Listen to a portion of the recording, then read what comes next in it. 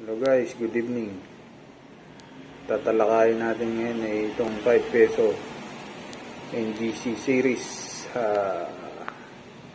Mga siyang frosted o frosted ba to? May taong 2020. Taong siyang 220. Ayan. Mayroong taong dito na 2019. Guys, kung frosted ba to, kaya nabalang musga. Ganda nung kinang niya guys. Mangunguliksyon pa tayo ng ganito. Nagaganda na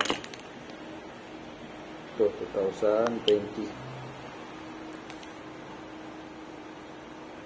Ganda niya guys. Thank you sa panonood. Support niyo yung channel ko. Salamat.